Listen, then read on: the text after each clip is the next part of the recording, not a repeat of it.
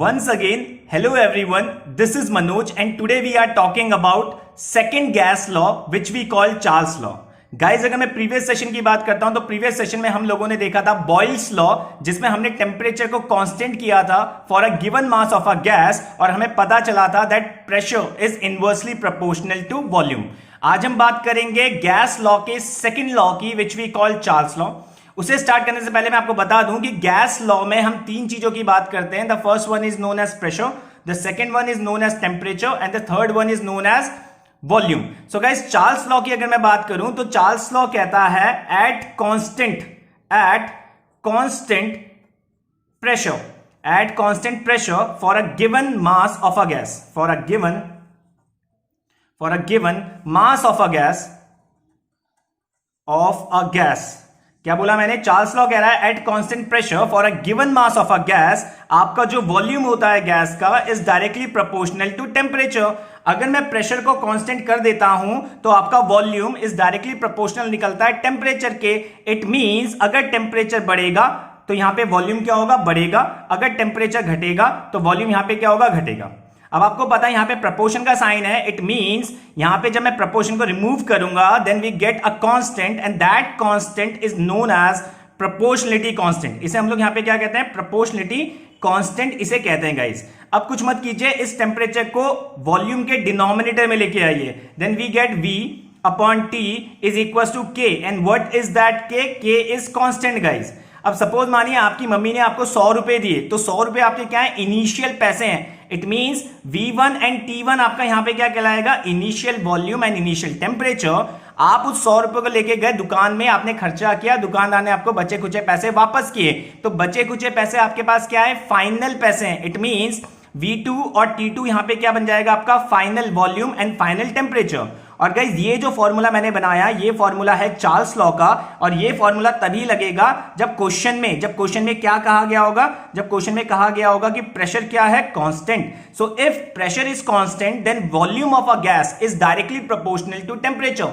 Temperature बढ़ेगा volume बढ़ेगा, temperature घटेगा तो वॉल्यूम घटेगा. And we get a formula V1 upon T1 is equal to V2 upon T2 where V1 and T1 is initial volume and initial temperature and V2 and T2 is final volume and final temperature. और ये formula तब लगेगा when question में कहा गया होगा that pressure is constant. So guys ये था चार्ल्स लॉ. बात करते हैं इसके ग्राफ की. सो गाइस अगर हम ग्राफ की बात करते हैं सो ये रहा हमारा ग्राफ. अगर मैं कहता हूं कि मैं वॉल्यूम और टेम्परेचर के बीच का ग्राफ बना रहा हूं सो आपको पता है वॉल्यूम और टेम्परेचर यहां पे क्या है? डायरेक्टली प्रोपोर्शनल है. एक चीज और क्लियर कर देता हूं गाइस, जब हम लोग कहते हैं कि volume of gas is directly proportional to temperature तो यहां पे जो टेम्परेचर होता है ये कैसा टेम्परेचर होता है? एब्सोल्यूट टेम्परेचर होता है. एब्सोल्यूट टेम्परेचर के डायरेक्टली प्रोपोर्शनल होता है. सो डायरेक्टली का ग्राफ कैसा जाता है? हमेशा स्ट्रेट जाता है. और ये ग्राफ क्या बता रहा है कि यहां पे प्रेशर आपका क्या है? कांस्टेंट है गाइस. और अगर प्रेशर आपका कांस्टेंट हो जाए उसको हम लोग कहते हैं आइसोबार. बार क्यों का? क्योंकि आपको पता है बार यहां पे प्रेशर की यूनिट होती है. Bar, ATM, pascal, newton per metre square, they all are the unit of pressure. So अगर प्रेशर कांस्टेंट हो जाए वी कॉल्ड इट आइसोबार. और पूरे प्रोसेस को कहा जाएगा आइसोबारिक प्रोसेस. क्या कहा जाएगा? आइसोबारिक प्रोसेस कहा जाएगा. अब गाइज इस ग्राफ का मतलब ये है कि इस ग्राफ में हर पॉइंट पे जो प्रेशर होगा वो क्या होगा? कांस्टेंट होगा. जैसे फॉर एग्जांपल अगर मैं आपसे पूछता हूं कि बताइए यहां पे जहां पे मैंने बोला P1, ठीक है, P1 बोल देते हैं, P1 पे प्रेशर बड़ा होगा या फिर P2 पे प्रेशर होगा बड़ा.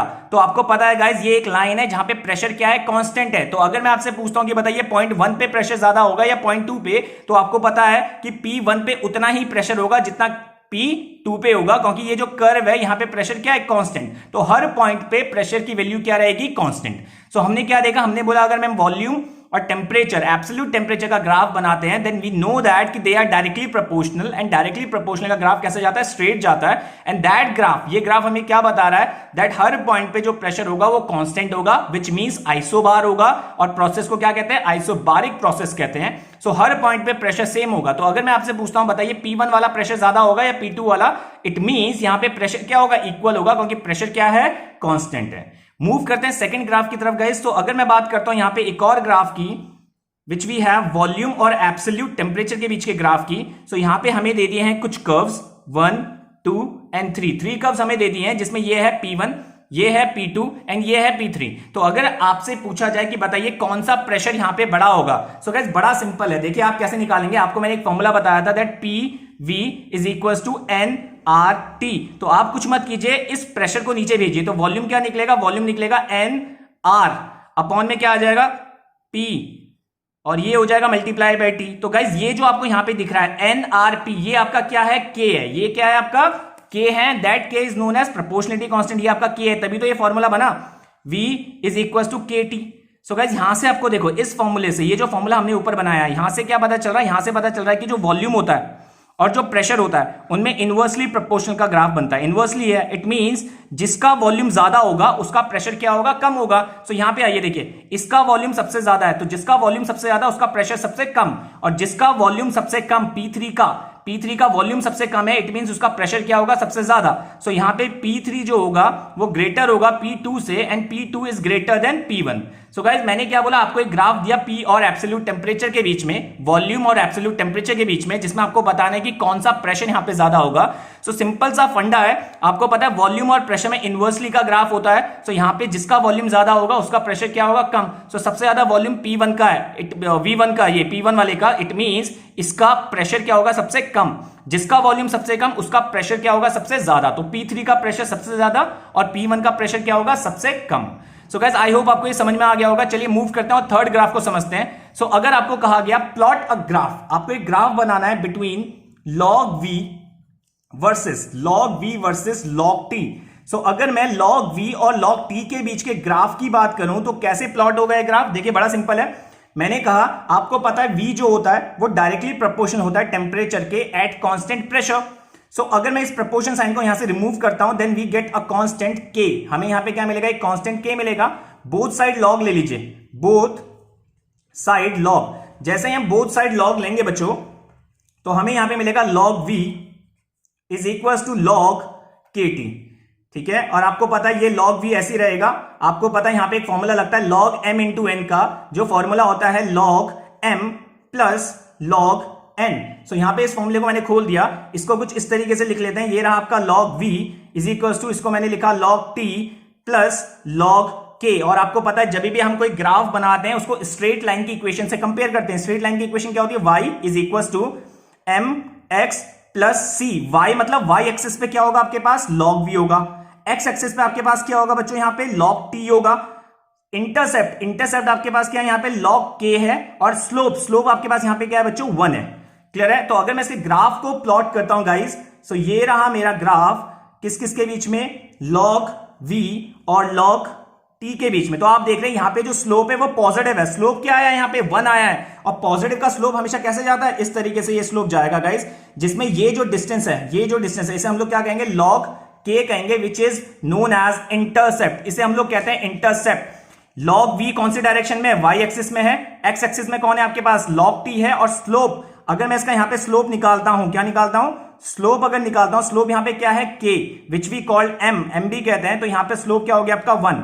अगर आपसे पूछा गया बताइए यहां पे एंगल कितना होगा, सो गाइस यहां पे जो थीटा एंगल होगा वो होगा 45 डिग्री। क्यों होगा 45 डिग्री, क्लियर कर देता हूं, क्योंकि 10 45 की वैल्यू क्या होती है, 1। सो आपका स्लोप की वैल्यू 1 है, इट मींस यहां पे जो थीटा होगा वो 45 एंगल पे होगा, बिकॉज 10 45 इज इक्वल टू 1। सो ये ग्राफ हमने किस किस के बीच में बनाया, log V और log T के बीच में। तो एक बार रिव्यू कर लेते हैं गाइस। रिव्यू क्या करना है, मैंने कहा आज के सेशन में we are talking about Charles law, और चार्ल्स लॉ कहता है कि at constant pressure for a given mass of a gas. तो given mass of a gas क्या है, यहां पे फिक्स कर दिया हम लोगों ने, volume of gas is directly proportional to absolute temperature. Temperature बढ़ेगा वॉल्यूम बढ़ेगा, टेम्परेचर घटेगा वॉल्यूम घटेगा।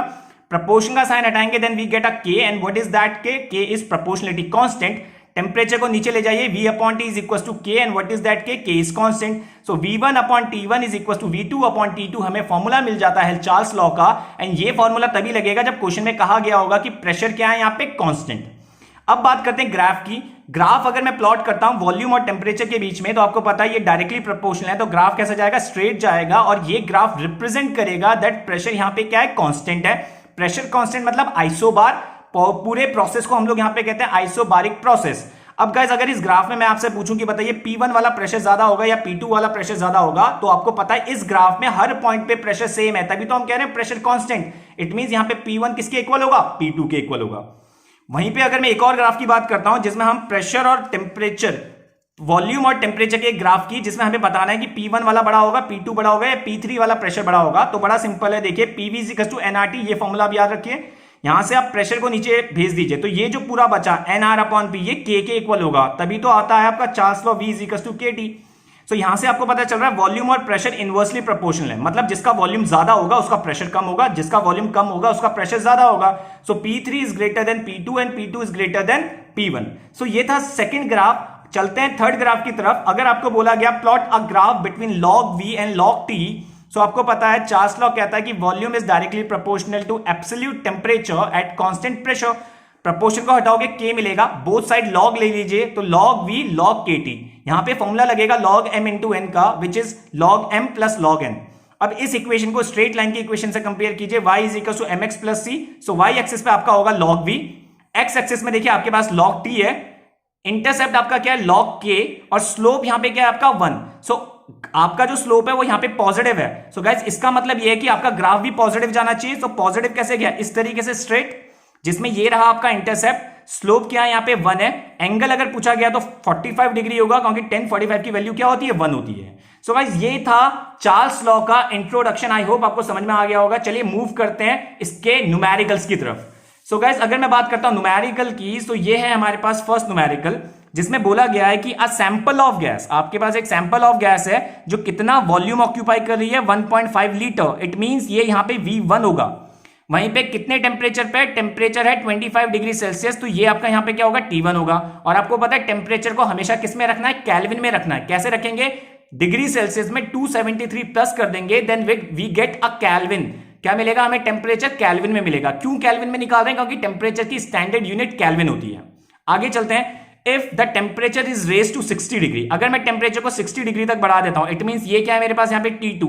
तो what is the new volume, new volume मतलब V2 क्या आएगा, जब प्रेशर क्या है, constant. So guys pressure constant का मतलब आपको समझ गए होंगे कि यहां पे क्या लगेगा, यहां पे लगेगा V1/T1 is equal to V2/T2 लगेगा। इसको इक्वेशन 1 मान लेते हैं। सो क्वेश्चन में क्या कहा गया है, क्वेश्चन में कहा गया मेरे पास एक गैस है जिसका इनिशियल वॉल्यूम आपको दे दिया है 1.5 लीटर। कितने टेम्परेचर में, T1 टेम्परेचर में, जो 25 डिग्री सेल्सियस है। इसको कन्वर्ट करते हैं केल्विन में 273 से प्लस करके, देन वी गेट 298 केल्विन हमें मिल जाएगा।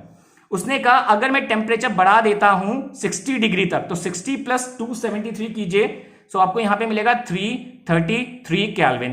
तो आपका न्यू वॉल्यूम मतलब फाइनल वॉल्यूम कितना होगा। सो इक्वेशन में रख दीजिए सारी वैल्यू, देन वी गेट, हमें क्या मिलेगा, देखिए हमें V1 की जगह पे 1.5, T1 की जगह पे मिला 298 kelvin is equal to V2 हमें यहां से निकालना, और T2 आपके पास कितना है, 333। सो गाइस आपको कुछ नहीं करना, क्रॉस मल्टीप्लाई करना है एंड वी गेट V2। हमें क्या मिलेगा, V2 कैसे मिलेगा, 1.5 इंटू 333 अपॉन में क्या हो जाएगा, 298। जैसे ही आप इसको सॉल्व करेंगे you get an answer of 1.68 litre. So guys ये था आपके चार्ल्स लॉ का फर्स्ट न्यूमेरिकल। आई होप आपको क्लियर हो गया होगा। चलिए मूव करते हैं और सेकंड न्यूमेरिकल की तरफ चलते हैं।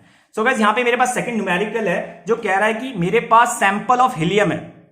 मेरे पास हीलियम का एक सैंपल है जो कितने वॉल्यूम पे है, 520 ml। इट मींस ये क्या है मेरे पास यहाँ पे V1, कितने टेम्परेचर पे है, 100 डिग्री सेल्सियस मतलब T1। कैलकुलेट द टेम्परेचर मतलब फाइनल टेम्परेचर मुझे यहां से निकालना है। जब उसने कहा कि वॉल्यूम जो है वो कितना हो गया, 260 ml, मतलब ये क्या है मेरे पास V2।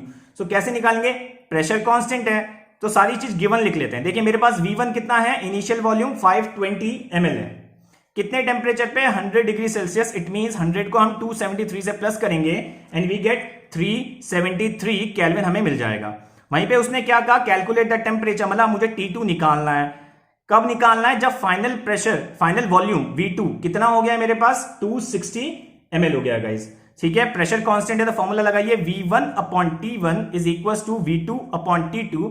सो आपको यहां पे दिखेगा, क्या दिखेगा, दैट V1 हमारे पास कितना है 520, T1 हमारे पास कितना है 373, V2 हमारे पास कितना है 260 और T2 हमारे पास निकालना है। सो आप यहां पे सिंपल क्रॉस मल्टीप्लाई करेंगे and we get a temperature, final temperature जो हमें मिलेगा अराउंड 186.5 केल्विन के बराबर। सो गाइस ये थे न्यूमेरिकल किसके, चार्ल्स लॉ के। आई होप आपको बहुत अच्छे से क्लियर हो गया होगा ये टॉपिक। सो गाइस चलते हैं नेक्स्ट सेशन में हम लोग पढ़ेंगे थर्ड लॉ, गैस लॉ का, which we called a Gay Lussac law.